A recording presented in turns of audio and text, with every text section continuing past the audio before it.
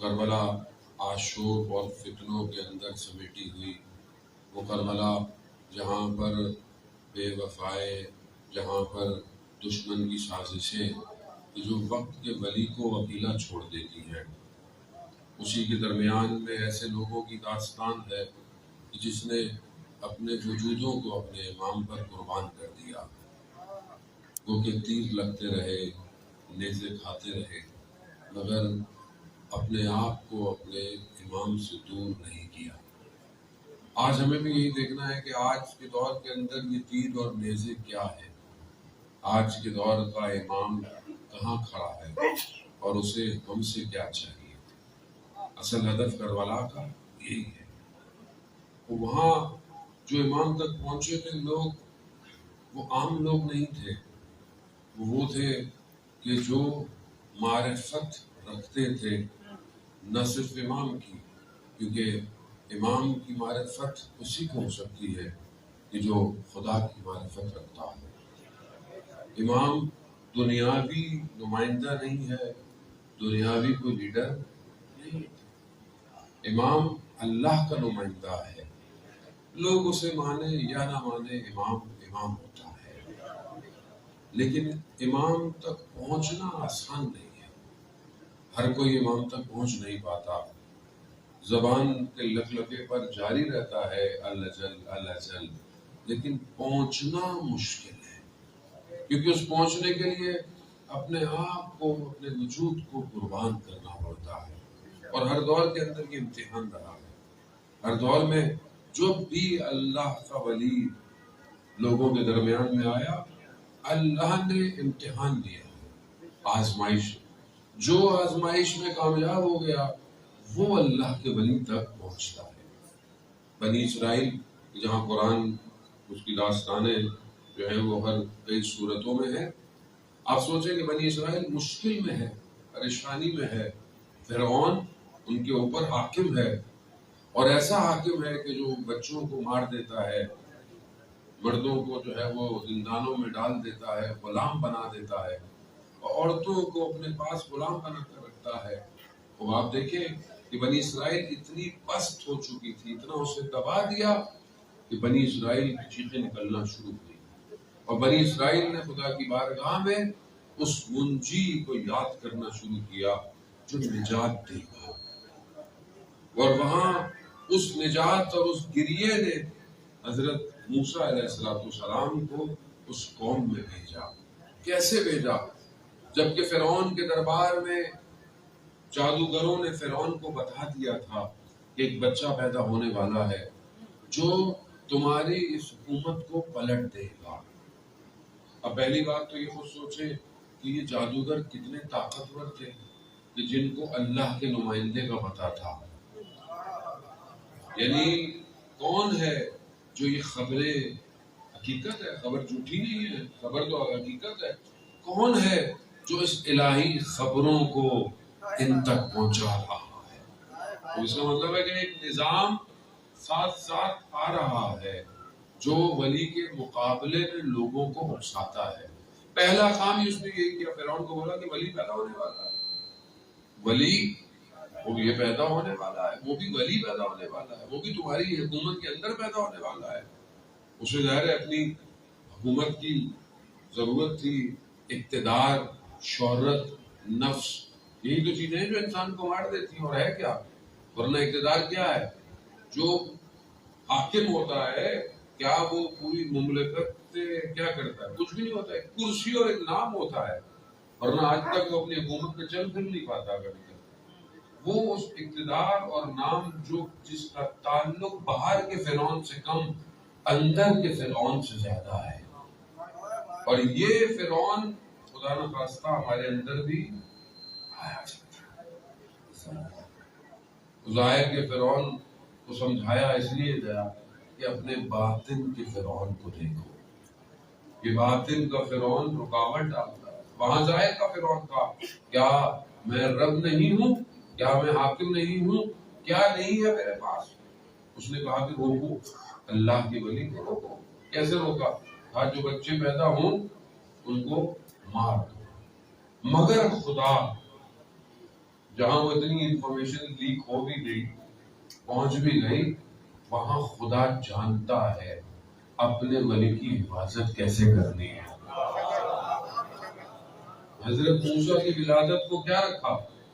مخفی رکھا، ظاہر نہیں ہونے دیا، اور جب ہو گئے تو خدا قرآن میں کہتا ہے ہم نے موسیٰ کی والدہ کو الہام کیا، کیسے پانی میں چھوڑ دیا۔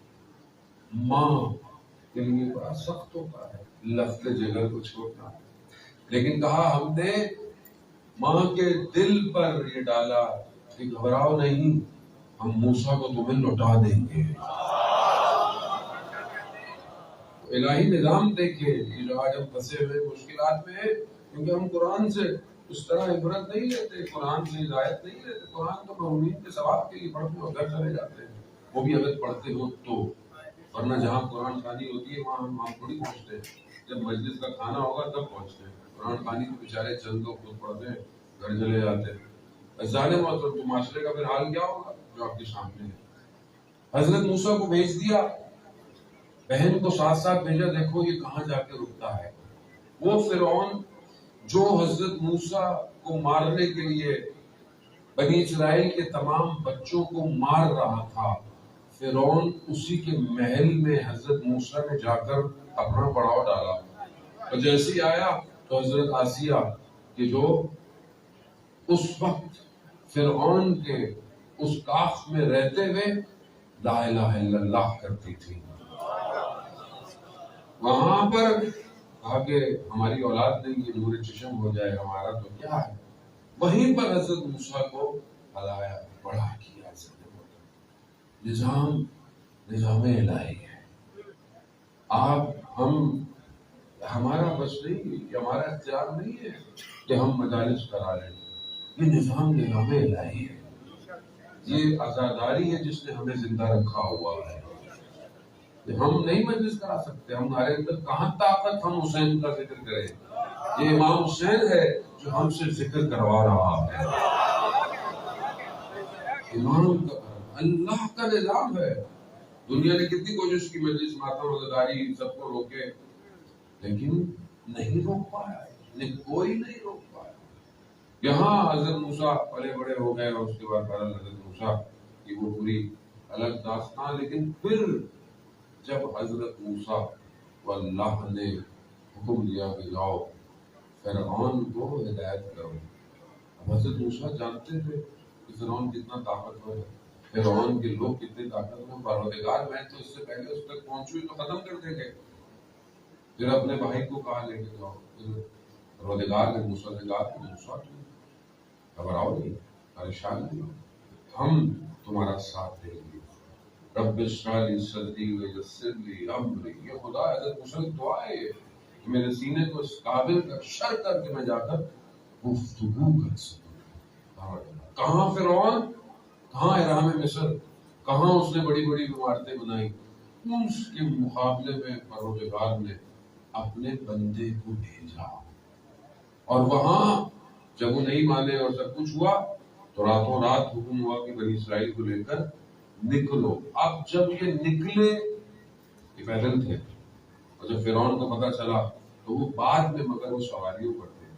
ایک مقام ایسا آیا جہاں دریا کے مقابلے میں سامنے یہ رک گئے۔ بنی اسرائیل، میں آپ کو کسی مقام پہ لے جانے کے لیے مجھے یہ داستان آپ کو سنائیں۔ بنی اسرائیل نجات معجزے، کہا موسیٰ ہم تو پھنس گئے، تو پیچھے سر پہ آ گیا، پھر ہم کہاں جائیں؟ پروردگار نے حضرت موسیٰ کو وحی کی، حضرت موسیٰ نے کیا کہا؟ میرا رب میرے ساتھ ہے، میرا رب میرے ساتھ ہے۔ کہا موسیٰ عصا کو مارو دریا پر، جیسے ہی مارا خشکی کا راستہ بن گیا۔ اس معجزے کو دیکھا بنی اسرائیل نکل گئے۔ فرعون پیچھے سمجھا میں بھی نکل جاؤں گا، لیکن اسے نہیں پتا تھا کہ راستہ تو موسیٰ کے رب نے بنایا تھا۔ دوبارہ لہریں واپس آئیں اور فرعون مر گیا۔ وہاں جیسے ہی یہ قوم پہنچی ہے، باہر نکلی، کہتے ہیں کہ ابھی پاؤں میں وہ مٹی لگی ہوئی تھی دیکھا ایک قوم بتوں کی پوجا کر رہی ہے. اس قوم جس نے نجات دیکھی، جس نے معجزے دیکھے، کیا کہا؟ موسیٰ ہمارے لیے بھی ایسا گھر بنانا، ہمارے لیے بھی ایسا. ولی تنہا رہ جاتا ہے،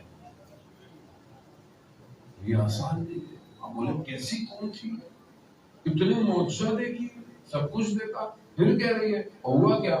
جب حضرت موسیٰ کوئی دور پر خدا کے پاس گئے، 30 دن خدا نے 10 دن بڑھا دیے، واپس آئے تو کیا دیکھا؟ بنی اسرائیل کیا کر رہی ہے؟ گوشالے کی پوجا کر رہی ہے.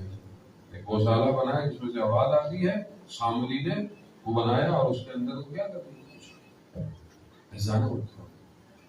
قوم اگر بے بصیرت ہو، بے بصیرت ہو، اس میں بصیرت نہ ہو تو وہ خط لکھ کر امام کو بلا کر امام کو چھوڑ دیتی ہے. بصیرت ہو. کون سی بے بصیرتی تھی کوفہ کے اندر جو امام کو تنہا چھوڑ دیا؟ آج ہم بھی خوش ہوتے ہیں کہ ہم ماشاءاللہ اتنے سارے لوگ، یہ مجلس، یہ ماتم. بصیرت کتنی ہے؟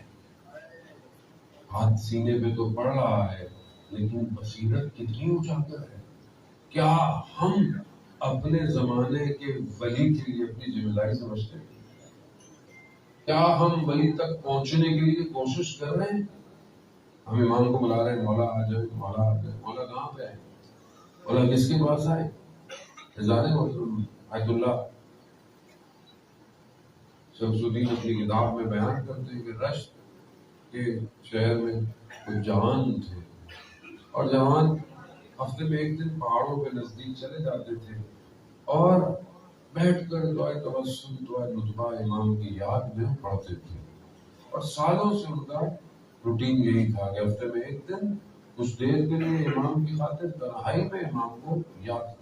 ایک شخص کچھ کھانا پینا لے آتا تھا اور بانٹتے تھے. کئی عرصے جاتے رہے. ایک دن جب یہ گئے، انہوں نے دیکھا کہ کوئی اور ایک ساتھ میں کوئی جوان عرب ہے وہ آ گیا. اس نے کہا کہ میں دعائیں پڑھوں. کہا پڑھیے. دعا پڑھی. کہا بہترین آواز، درد بھری آواز. پھر انہوں نے کہا کہ میں آج کچھ کھلاؤں. انہوں نے اپنی ابا کے نیچے سے کچھ کھانا نکالا. اس جوانوں نے کہا کہ آپ کی آواز اتنی خوبصورت ہے، آپ کی شخصیت، آپ کی پرسنالٹی، اگر ہم دوبارہ آپ سے ملنا چاہیں تو ہم کہاں آپ کو ڈھونڈیں؟ تو اس ہستی نے کہا میں وہی تو ہوں جس کے لیے تم ہر ہفتے جمع ہوتے ہیں.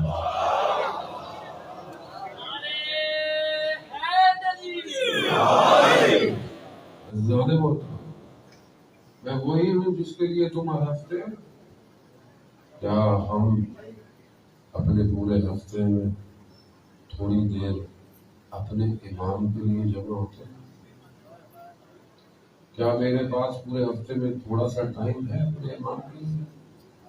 کیا میں وقت جانوں کیا چیز ہے جو امام تک پہنچنے نہیں دیتی؟ پہلی چیز انسان کا اپنا وجود ہے. انسان خود کمزور ہے اپنے وجود سے. اس کی اپنی خواہشات اسے روکتی ہیں. جہاں ایک اجتماع معاشرہ روکتا ہے وہاں انسان خود روکتا ہے. خود ظاہر ہے دونوں چیزیں مل کر امام تک پہنچتی ہیں. آپ یہ بولے کہ میں پہاڑوں پہ چلا جاؤں، خانقاہوں میں بیٹھ جاؤں اور امام تک پہنچوں، ایسے نہیں پہنچ سکتا آدمی. وہاں سید الشہداء کربلا میں جو ہے وہ شہید ہو گئے اور خواجہ نبی جو تھا وہ پہاڑوں میں بیٹھا ہوا عبادتیں کر رہا تھا. اور خدا کو ایسی عبادتیں نہیں چاہیے. خدا کو معاشرے میں شخص چاہیے جو اپنی حفاظت کر سکے. جوان کہے کہ نہیں میں باہر نہیں نکلوں گا، میں یہ نہیں دیکھوں گا، میں وہ نہیں دیکھوں گا، میں کسی سے بات نہیں کروں گا، تو ایسا شخص معاشرے کی تربیت نہیں کر سکتا. جب قیامت کی آیات آئیں صدر اسلام مدینہ میں تو کچھ لوگ جنگلوں میں نکل گئے، گھر کو چھوڑ دیا، سب کچھ چھوڑ دیا. کیوں؟ کیونکہ قیامت کی آیات کا خوف اتنا تھا کہ ہم نے اب کچھ نہیں کرنا، بس ہم جنگلوں میں رہیں گے، عبادت کریں گے. رسول خدا نے ان کو بلایا اور سختی کی. کہا اگر ایسا کرنا ہوتا تو میں تم سب میں افضل تھا. مگر زندگی یہ نہیں ہے. زندگی کیا ہے؟ امام موسیٰ کاظم علیہ السلام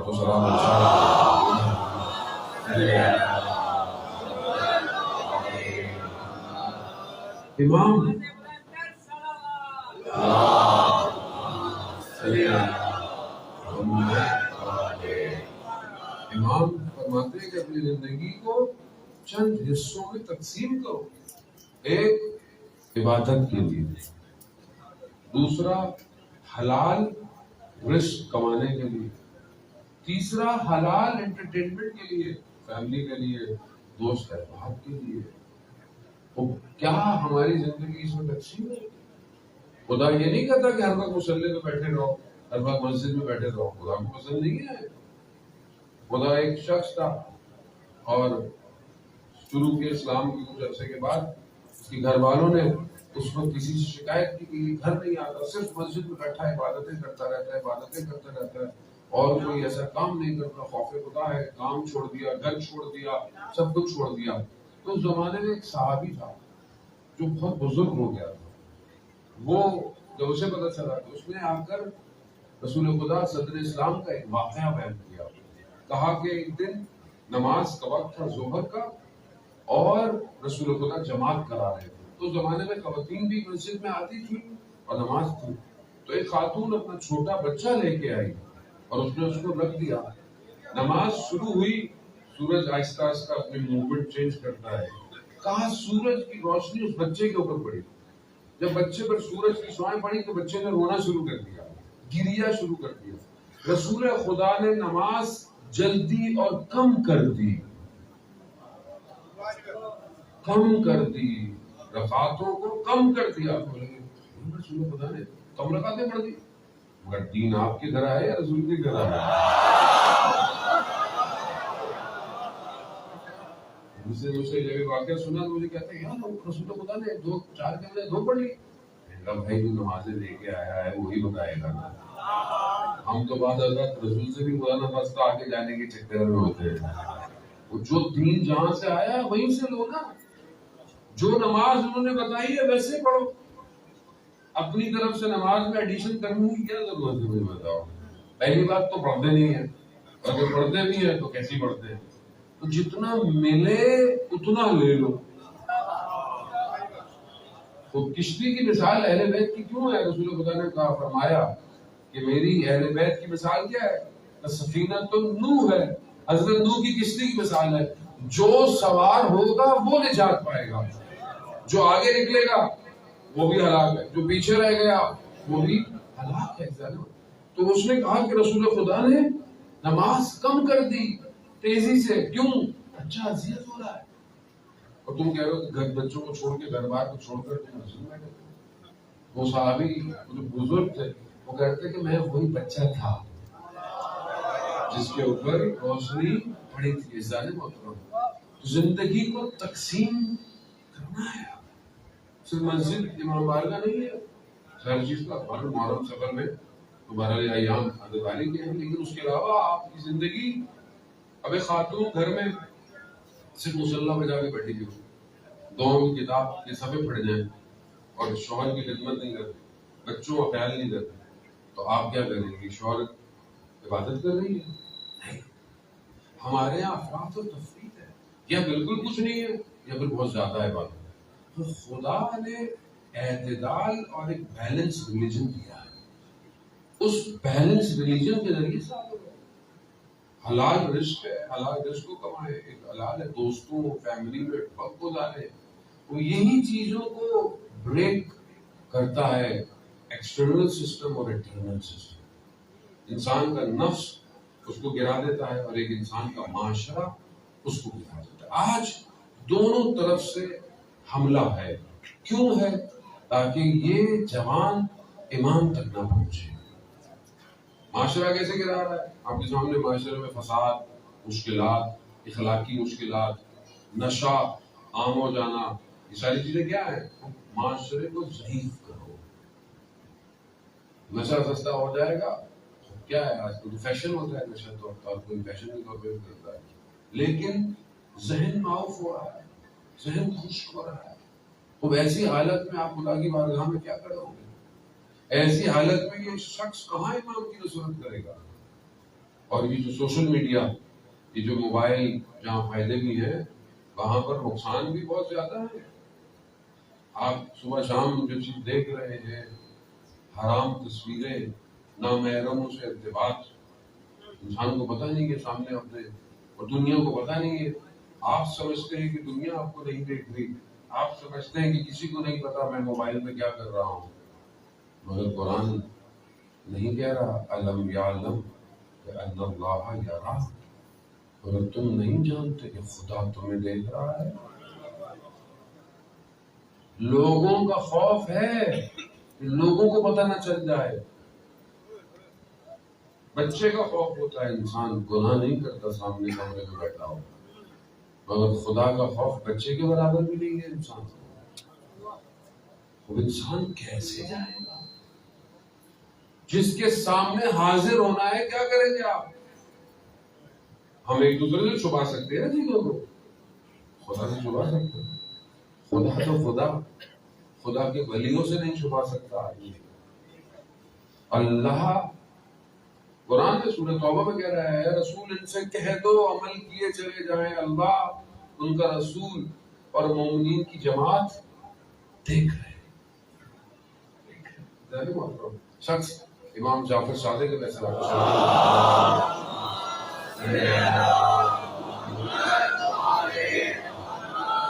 امام کی خدمت میں حاضر ہوتا ہے. امام کو چاہنے والا ہے، امام سے ملتا ہے. امام پوچھتے ہیں تمہارے بھائی کے حالات کیا ہیں، احوال کیسا ہے؟ ہمارا ٹھیک ہے، مگر آپ کے معاملے میں احتیاط کرتا ہے. یعنی کیا؟ یعنی آپ حق پر ہیں یا نہیں ہیں، احتیاط پہ عمل کرتا ہے. امام نے کہا اچھا، اس سے کہنا کہ اس نے فلانی جگہ فلانے سفر میں فلانے درخت کے نیچے احتیاط کیوں نہیں کی. اب اسے تو پتا نہیں تھا کہ کیا معاملہ ہے. یہ اپنے بھائی کے پاس گیا، اس نے بتایا کہ میں مولا کی خدمت میں گیا تھا، مولا تمہارا پوچھ رہے تھے، میں نے ایسے ایسے کہا. مجھے مولا نے کہا کہ فلانے درخت فلانی جگہ تم نے احتیاط نہیں کی. ماجرا کیا ہے؟ جیسے ہی اس نے سنا اس کے چہرے کا رنگ اڑ گیا. بولا کیا ہوا؟ ہم ایک سفر میں تھا، میرے ساتھ ایک شخص تاجر تھا، اس کے ساتھ اس کی کنیز تھی، میری نیت خراب تھی. میں نے اس شخص کو کسی کام سے شہر بھیجا اور پھر میں نے غلط فعل جو ہے وہ اس درخت کے نیچے، مگر اس وقت میرے سوا وہاں کوئی نہیں تھا. امام، ہم امام کو سمجھ نہیں پائے. پیدا ہوئے کتنے امام ہیں؟ 12 امام. باقی امام ہوتا کیا ہے؟ جو اپنے امام کی معرفت کے بغیر مر جائے جہالت کی موت مرا ہے. امام کی معرفت کیا ہے؟ امام کسے کہتے ہیں؟ امام کا مقام اس کائنات میں کیا ہے؟ امامت کیوں ضروری ہے؟ بغیر امام کے انسان نہیں پہنچ سکتا خدا تک. تو کیا میں امام کو پہچانتا ہوں؟ میرے پاس کتنی انفارمیشن ہے امام کی؟ محسن نام تو سب کے پتہ ہے، پیدائش بہت دور یہی پتہ ہے، امام پیدا کب ہوئے، امام شہید کب ہوئے، بس اس سے زیادہ. کتنی کتابیں میں نے آج تک امامت پہ پڑھی، امامت پہ کتنی کتابیں پڑھی ہیں آپ مجھے بتائیں. جتنا ہم اپنا عقیدہ کرتے رہتے ہیں، ولایت ولایت ولایت، کتنی کتابیں پڑھی امامت پہ؟ کتنے قول پڑھے مولا کائنات کے. عشق ہے نا ہمیں مولا سے، علی علی علی علی ہم کرتے ہیں. کتنے قول پڑھے ہم نے امام علی کے آج تک. امام علی کی صبح کیسے تھی، امام علی کی رات کیسے تھی، امام علی ہمسایوں کے ساتھ کیسے تھے، امام دشمن کے ساتھ کیسے تھے، امام اپنی زوجہ کے ساتھ کیسے تھے، امام اپنے بچوں کے ساتھ کیسے تھے. آغا امینی جنہوں نے کتاب غدیر الغدیر، جنہیں 30 سے 40 سال لگے یہ کتاب لکھنے میں. کس پر ہے کتاب؟ امام کے فضائل جہاں جہاں دنیا میں جس جس جگہ تھے ان کو جمع کیا، مصر، دمشق، ہندوستان، لائبریری میں بیٹھ جاتے تھے اور کہتے تھے باہر سے بند کر دینا. کیوں؟ تاکہ میں ایک ایسی کتاب لکھوں جس میں امام کے فضائل ہوں. کئی جلدوں میں وہ کتاب ہے، اردو میں بھی جلدیں ترجمہ ہو چکی ہیں. وہ کہتے ہیں کہ میں دمشق میں تھا، وہاں دوسرے علماء بیٹھے ہوئے تھے، دوسرے جو ہے وہ فرقوں کے. انہوں نے مجھے کہا کہ آپ مولا کائنات کے بارے میں بہت زیادہ بڑھ چڑھ کر بولتے ہیں. بولا کیوں؟ تو آپ کہتے ہیں کہ مولا رات کو 1000 رکعت پڑھا کرتے تھے. 1000 رکعت رات کو کیسے ممکن ہے؟ علامہ امینی کی ٹانگ میں نا تکلیف تھی، وہ چل نہیں سکتے تھے، مشکل ہوتی تھی. علامہ امینی نے فرمایا کہ وہ تو امام تھے، 1000 رکعت تو میں پڑھ سکتا ہوں. تو کہتے انہوں نے شروع کی، ابھی آدھی رات نہیں ہوئی، آدھی رکعتیں ختم. انہوں نے کہا نہیں ہم مان گئے کہ آپ پہلے اب میں پوری پڑھ لوں. علامہ سے پوچھا کہ آپ بھی 1000 رکعتیں پڑھتے تھے رات کو؟ کہا نہیں میں 1000 رکعت نہیں پڑھتا تھا، لیکن اس رات میں نے کہا مولا آپ جانے اور 1000 رکعتیں جانے. کیوں؟ معرفت. ہماری کتنی بات، ہم خود ظلم کرتے ہیں، دوسرے تھوڑی ہم پہ ظلم کریں گے. ہم خود تعلیمات اہل بیت سے دور ہیں. آپ خود سوچیں نا، ہم نہج البلاغہ کتنا پڑھتے ہیں، نہج البلاغہ میں خطبے کتنے ہیں، لیٹر کتنے، کال کتنے. اور آج کے دور میں تو یہ مشکل کام بھی نہیں ہے. اب آپ بولیں کہ مولانا صاحب کتاب خریدیں، کوئی خریدیں، اچھی بات ہے آپ کتاب خریدیں. کتابوں کا تو یہ حال ہے، وہ بیچاری 2-3 ہزار روپے والی کتابیں اتنے ڈسکاؤنٹ میں بکتی ہیں، پھر بھی کوئی نہیں خریدتا. معاشرہ کتاب دوست ہے ہی نہیں. اس معاشرے کو ٹک ٹاکر بنا لو، سب کو ٹک ٹاکر چاہیے. میں منع نہیں کرتا آپ سوشل میڈیا یوز نہیں کریں، اچھا کام نہیں کریں، لیکن معاشرہ جو ارتقا لیتا ہے وہ علم سے لیتا ہے، شعور سے لیتا ہے. کتاب شعور دیتی ہے، چاہے کسی موضوع پہ بھی ہو.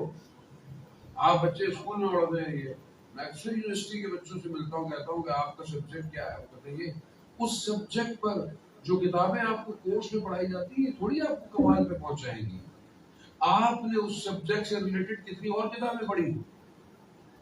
اگر آپ کو کچھ بننا ہے تو آپ کو اپنے سبجیکٹ پر کچھ پڑھنا پڑے گا نا. ایکسٹرا فزکس پڑھتے ہیں تو کچھ فزکس پر، آج دنیا فزکس میں کہاں پہنچی، آج دنیا کیمسٹری میں کہاں ہے، آج دنیا آرٹیفیشل انٹیلیجنس میں، آج دنیا اسپیس پہ کس جگہ پہنچ گئی ہے.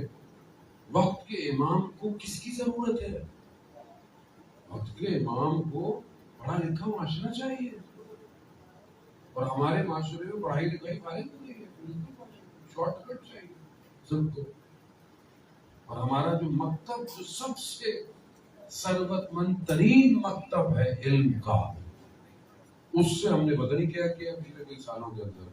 کسی کو علم کا شوق ہی نہیں ہے. آپ باب علم کے ماننے والے، اور علم نہ ہو. شیخ مقدس اردبیلی کو کسی عالم دین نے خواب میں دیکھا، ان کے دنیا سے جانے کے بعد. شیخ مقدس اردبیلی مولا کے حرم ہی کے اندر دفن. خدا انشاءاللہ ہم سب کو زیارت نصیب فرمائے. کہتے کہ صحن جو تھا حرم کا، اس میں سے دیکھا کہ باہر نکل رہے ہیں اور بدن سے نور گر رہا ہے، نور. شیخ مقدس اردبیلی وہ ہیں جن کی کئی دفعہ امام زمانہ سے ملاقات ہے، اور ان سے پوچھا یہ نور کہاں سے آیا؟ تو انہوں نے مولا کی زری کی طرف اشارہ کیا، کہا یہ سب یہی سے ملتا ہے. اور مقام دیکھیں کیسا ہے کہ ایک ملاقات جو وقت کے امام سے ہے، سواری پہ بیٹھے ہوئے ہیں، پیچھے سے کہا کہ میں بھی چلا جاؤں، وہاں بیٹھ جائیں. پیچھے امام ہے، آگے خود بیٹھے ہوئے. امام پوچھ رہے ہیں اچھا مقدس اردبیلی کو جانتے ہو؟ خود ہیں، کہہ رہے ہاں ایک ایسی ہے، میں سنا اس کی طرح ہی ایسی ہے. نفس تربیت اولیاء ضرور. ہم اپنی زندگی کے نارمل روٹین میں پھنسے ہوئے، ہم اپنے گھر میں پھنسے ہوئے، ہم اپنے دوستوں میں پھنسے ہوئے، ہمیں کوئی ذرا سی بات کہہ دے ہم ہٹ پڑتے ہیں، ہم اپنی ذات کو نیچے ہونے دیکھتے نہیں پسند کرتے. گھر کے اندر آپ دیکھیں نا سب باپ بیٹوں سے لڑا ہوا ہے، بہن بھائیوں سے لڑا ہوا ہے، کس بات پہ؟ اس نے یہ نہیں کہا، اس نے یہ کہہ دیا، انہوں نے کھانے پہ یہ نہیں کھلایا، انہوں نے تحفے میں یہ نہیں دیا. بعض اوقات حیران ہوتا ہے بندہ داستانیں سن کر، انہوں نے شادی میں یوں نہیں بلایا، انہوں نے یوں نہیں بلایا، انہوں نے کارڈ نہیں دیا. چند دن کی زندگی ہے، پلک جھپکتے ختم ہو جائے گی. رونا کس پر ہے؟ اس پہ رونے سے فائدہ کیا؟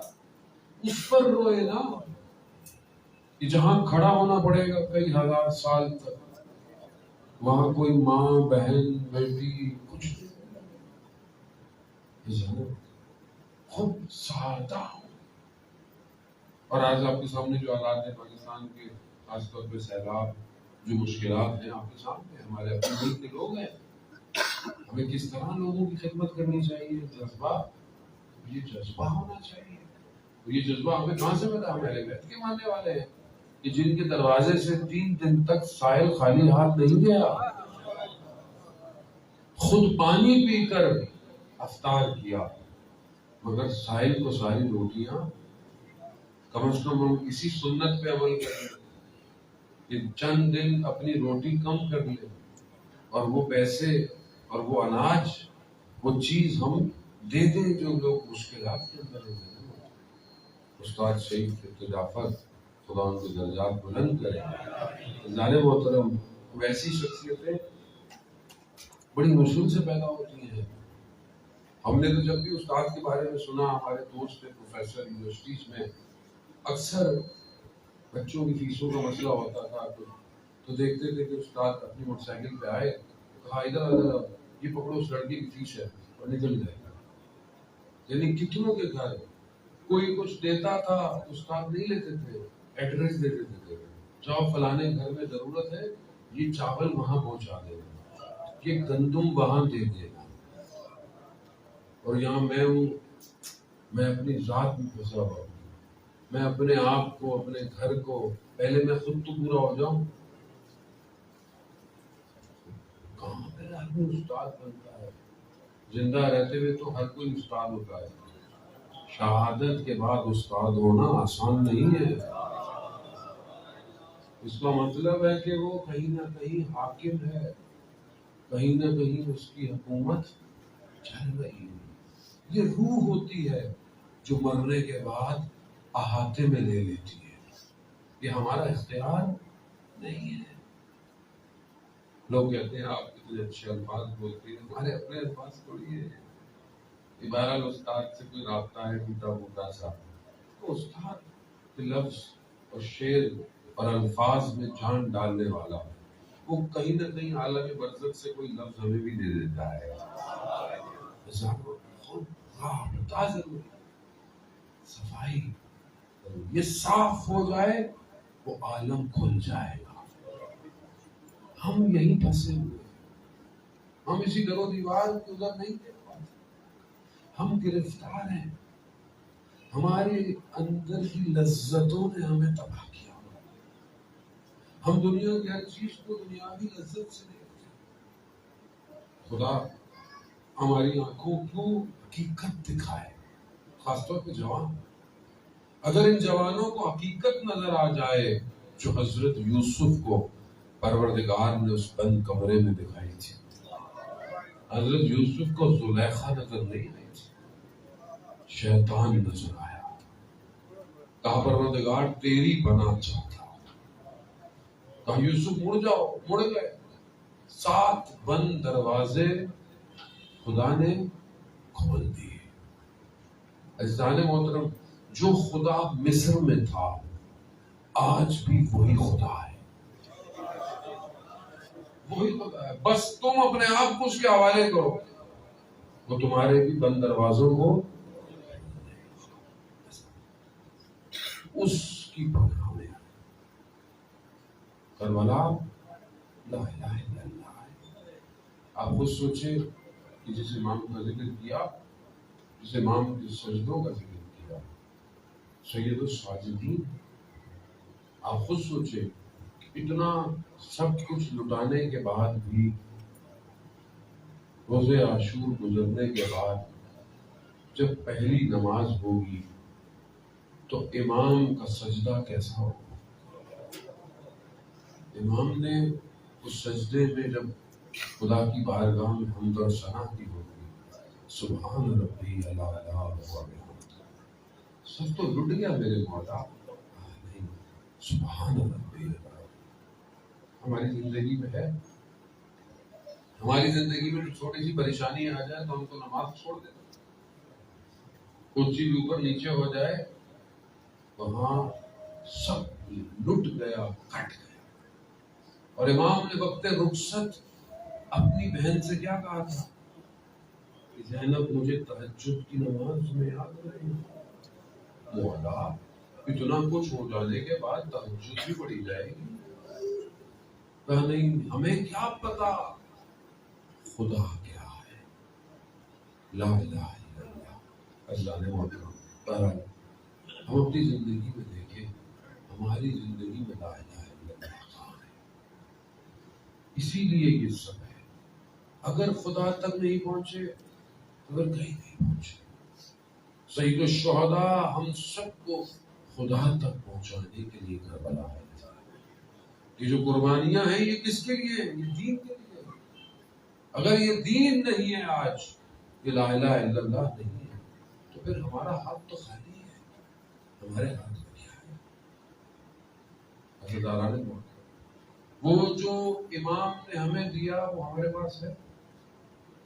امام کو جہاں اتنی مشکلات اور اتنی سب سے زیادہ، ہر امام کا دور اپنے حساب سے سخت ہے، لیکن سید الساجدین کا دور بہت سخت ہے. کربلا کے بعد امام کو بالکل اجازت نہیں ہے، نہ نماز پڑھانے کی ہے، نہ جمعہ پڑھانے کی ہے، کسی چیز کی ہے، نہ کوئی قرض دے سکتے ہیں. اس سختی کے دور میں تانے الگ ہیں، مشکلات الگ ہیں، اور مصیبتوں کا غم الگ ہے.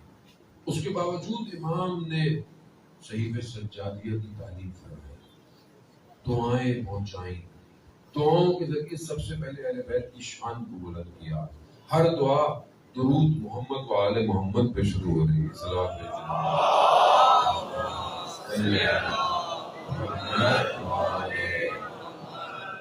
درود کے ذریعے دعاؤں کے اندر سب کچھ امام نے بتایا ہے. لیکن کیا یہ صحیفہ سجادیہ آج ہمارے گھر میں ہے؟ گھر میں اگر ہوگی تو میں نے کبھی کھولی. عزیزان محترم، میں اس لیے نہیں کہتا خدا نہ خواستہ کہ آپ کو تکلیف ہو، میں اس لیے کہتا ہوں کہ جو ہمارا اوریجنل ٹیکسٹ ہے، اوریجنل ٹیکسٹ ہمارا کیا ہے؟ قرآن، نہج البلاغہ، صحیفہ سجادیہ، یہ ہمارا اوریجنل ٹیکسٹ ہے. اور یقیناً احادیث کی کتابیں جو حبیب کبریا کے احادیث ہے اور سب ائمہ کے حدیث ہے، لیکن یہ بہرحال ایک ایسا ٹیکسٹ ہے جس پہ ہم اپنے آپ کو ریلائے کرتے ہیں. یہ اوریجنل ٹیکسٹ ہماری زندگی میں کہاں ہے؟ کب میں نے رات کو تہجد میں اٹھ کے ہاتھوں کو کھول کے صحیفہ سجادیہ کی کوئی دعا پڑھی؟ آیت اللہ عظمہ بہجت فرماتے تھے کہ ایسے علماء تھے جو رات کو تہجد میں قنوت میں دعائے جوشن